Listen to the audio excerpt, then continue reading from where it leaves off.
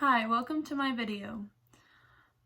I decided to do my Fuse final project over the bonds between humans and dogs and how the relationship has evolved over time and how we interact with dogs then and now, and how we've exploited them for our personal gain, and we still do, just with different circumstances. My first point I'd like to talk about is how whenever we domesticated dogs, it wasn't because we wanted to take care of them. It was really for our own gain. At first, domestication of animals really was just to help us survive. So whenever we domesticated dogs, we wanted them for hunting and tracking for the most part. And then we also used them for other things like sledding and transporting goods and herding animals and guarding their villages, our villages, and whatever else needed protecting, like our teepees or homes or anything you can think of that a dog could necessarily protect. And then my second point, I moved to how dogs serve as protectors, not only for humans then, but also for us now.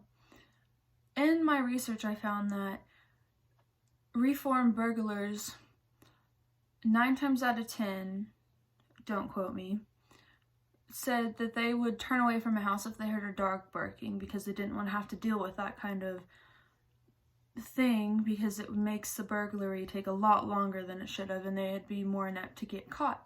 So dogs protect your home not only from burglars, but they also protect you from God knows what is outside your front door.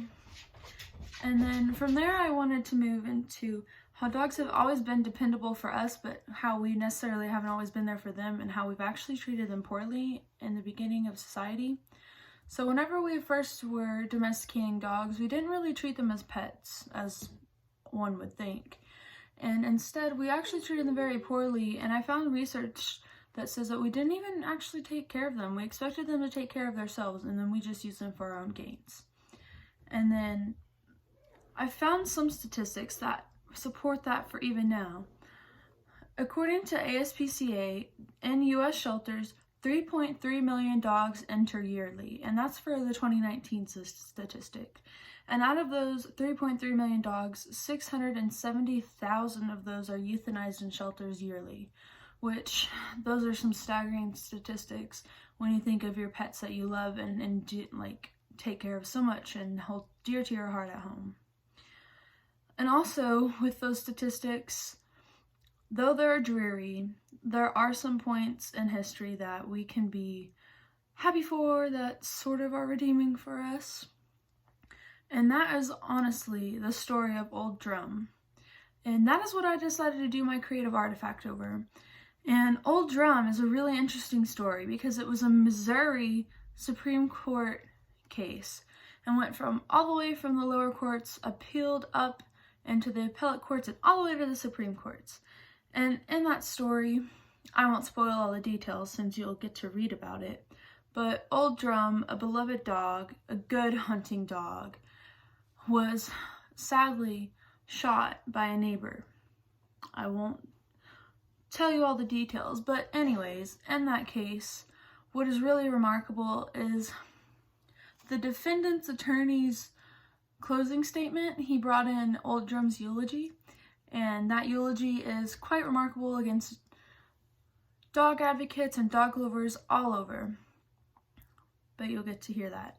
And for my creative artifact, I decided to write a poem inspired by Old Drum, and I'll read that off for you. I titled it Old Drum, very creative. Old Drum over the fence and the gunshots rung, burdened, now burdened, with worry, and his head hung.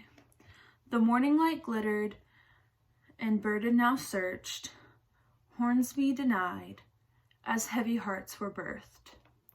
Old Drum in the dirt, but not forgotten, burden fought and sought him.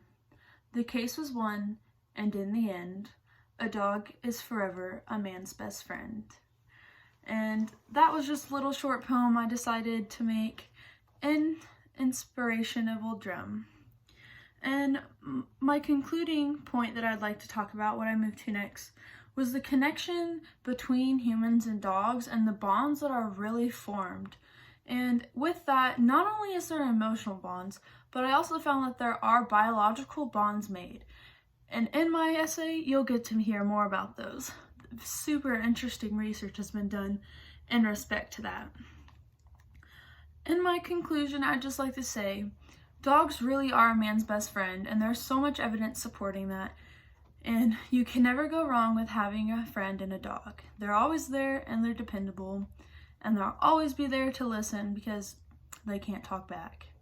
Thanks for listening to my video about my Fuse final project. I hope you enjoyed it.